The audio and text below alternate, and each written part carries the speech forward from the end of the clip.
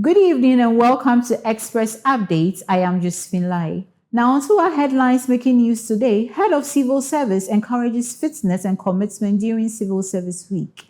Also, no used cars ban. Ghana Standards Authority clarifies vehicle import rules starting October 1. These and many other stories coming up shortly. Please stay with us. Now on to our first bulletin. Head of Civil Service, Dr. Evans Agridaku, has urged civil servants to rededicate themselves to national development as activities marking this year's Civil Service Week get underway. Speaking at the Clocksack premises after Wednesday's float, held as part of the 2026 Civil Service Week celebrations, Dr. Agridaku commended participants for their commitment to the exercise, which he said was aimed at creating awareness of the important role the civil service plays in formulation and implementation of public policies and programs. He also encouraged civil servants to make regular exercise part of their routine.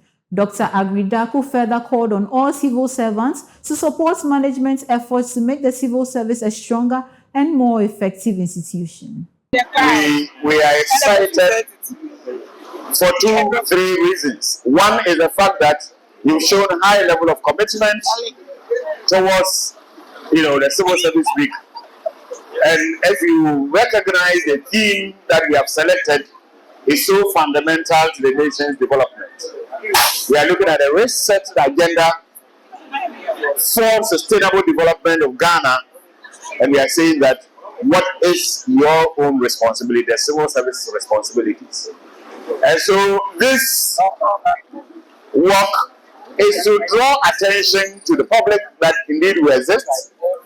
We also want to demonstrate our strategic importance as far as the formulation and implementation of public policies and programs for national development is concerned. But I also want to advise that incorporate work and exercise into your what? Into your routine. Don't wait till you have a medical condition, sometimes very difficult to reverse. Okay? So we want to commend you for how far you come. The bottom line, the conclusion is that I want you to support management so that we can leave the civil service in a better shape than we have met it. Participants said the float helped relieve stress, promotes fitness, and showcase the work of the civil service. Which is a very important for civil service.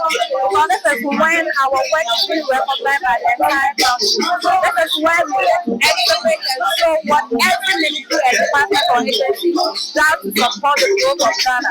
So at least, if people do not know about civil service, this is the time that we bring civil service out for every Ghanaian and even foreigners to know that indeed the Ghana civil service is helping the growth and the development of our country. So it's a very happy thing for all of us. So it was always a wonderful time to socialize and to keep fit as well.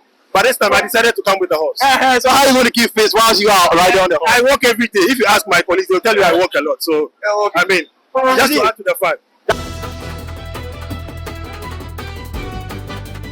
Away from that story, the Ghana Standards Authority, GSA, has clarified that the enforcement of the National Vehicle Homologation and Conformity Assessment Program, effective October 1, 2026, does not constitute a ban on the importation of used vehicles. The authority stated that the program aims to ensure all vehicles imported, assembled, or manufactured in Ghana meet mandatory safety, quality, and environmental standards. In a public notice issued on August 3rd, the GSA announced that all vehicle manufacturers, assemblers, importers, distributors and dealers will be required to register with the authority.